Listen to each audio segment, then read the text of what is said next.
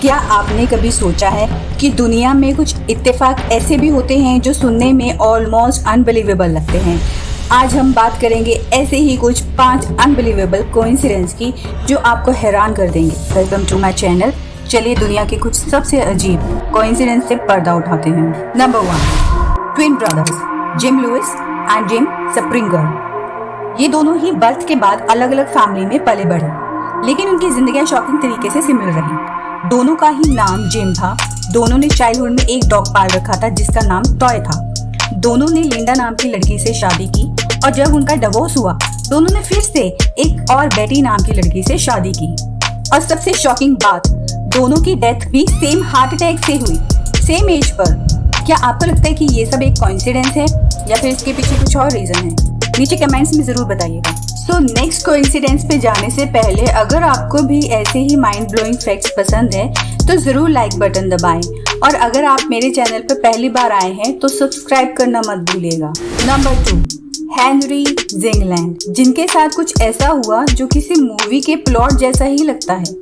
1893 में हेनरी ने अपनी गर्लफ्रेंड को छोड़ दिया, जिससे दुखी होकर उसकी गर्लफ्रेंड ने हेनरी पर गोली चलाई और फिर अपनी लाइफ खत्म कर ली। लेकिन ये देखिए इत्तेफाक, गोली हेनरी को छूकर एक ट्री में जा लगी।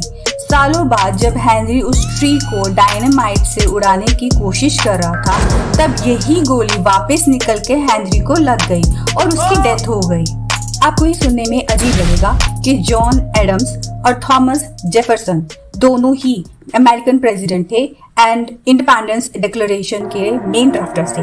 उनकी डेथ भी सेम दिन हुई, जुलाई 4, 1826, जो कि अमेरिका का इंडिपेंडेंस डे था। और इंटरेस्टिंगली दोनों ने अपनी जिंदगी के लास्ट मोमेंट्स में एक दूसरे के बारे में सोचा। एडम्स के आखिरी वर्ष से थॉमस जेफरसन सर्वाइव्स, जबकि उन्हें पता ही नहीं था कि जेफरसन उनसे कुछ घंटे पहले ही गुजर चुके हैं। वायलेट जेसस नाम की एक लेडी को दुनिया में मिस अनसिंकेबल के नाम से भी जाना जाता है। उन्होंने अपनी लाइफ में 3 शिपरेक्स सर्वाइव किए, टाइटैनिक, ब्रिटानिक और ओलंपिक। इन तीनों शिप्स का होना इतनी बड़ी ट्रेजेडी था, लेकिन ये सोचने वाली बात है कि कैसे वायलेट ने तीनों डिजास्टर से अपने आप को बचा लिया। क्या ये सिर्फ एक इत्तेफाक है या फिर वायलेट अपनी डेस्टिनी के साथ खेल रही थी? आपका क्या सोचना है? कमेंट्स में मुझे बताओ। हमारी लिस्ट का आखिरी कोइंसिडेंस इन्वॉल्व करता है थाईलैंड के किंग भूमिबोल अडुल्योदेव को। जब 1946 में उन्होंने थ्रोन अपनाया, बैंकॉक में एक डबल रेनबो देखा गया था जो एक ऑस्पिशियस साइन माना गया था। और 70 साल बाद उनकी डेथ के बाद भी बैंकॉक में एक डबल रेनबो देखा गया। तो क्या ये सब एक डिवाइन साइन था या फिर ये भी एक अमेजिंग कोइंसिडेंस था?